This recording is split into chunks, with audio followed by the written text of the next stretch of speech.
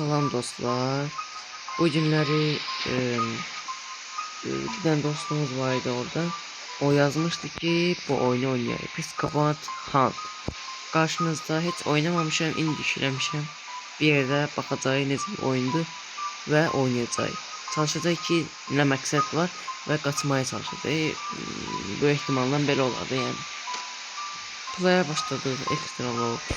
Çətinlik zat. Granny'e bakımda burada farklı bir şey var. İnsan ama.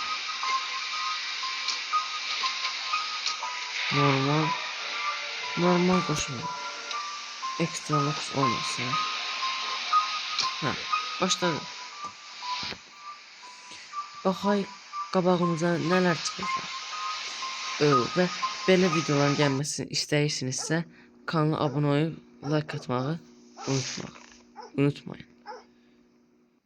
Bir dəqiqə. Ekran niye bu kadar kasır?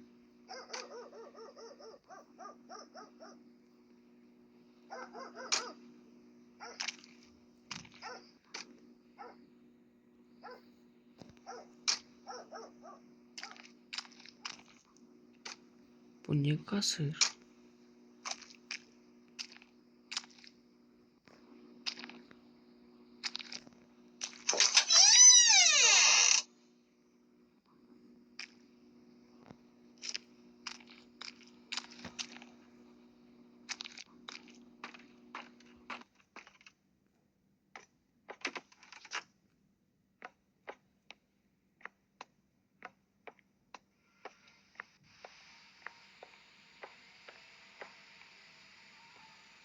Gosh, çok kasır axı nədənsə.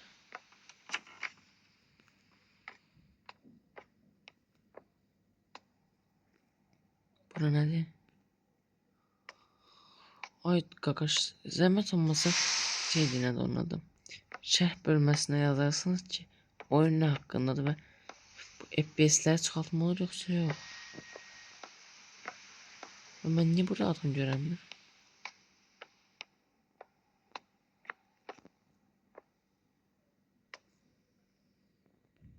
Oyunda ne ineceğimi bilmiyorum.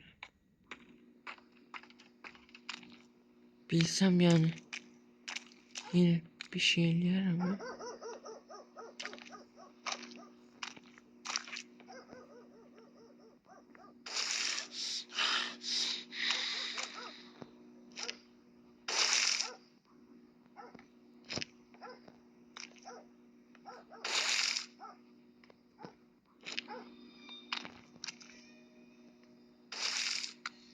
Ne oluyor? Ay kardeş hiç mi yok hiç yerde?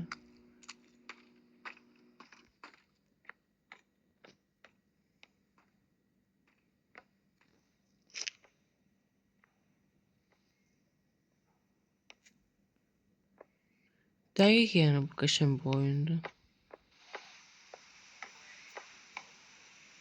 Bu diyesen kaçacağımız kapı diye.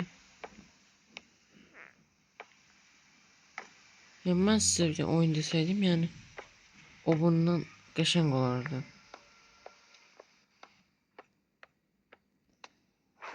Bu nədir? Ya bu oyunu var bir dənə.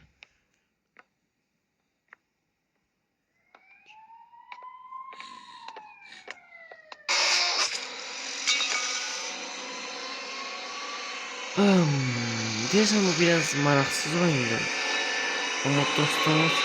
Deyəsən bəlkə FPS-i qəşəng olsa oynama olar. FPS çox pisdir deyəməndə, yəni görə bilirsiniz də. iPhone 11 Pro olmayına rağmen yenə pis çəkir. Nədənsə. O da bilmirəm niyə. Nəysə də onu da. Sağ olun, salamat qalın. Mən başqa oyun tapıb onu eləyərəm.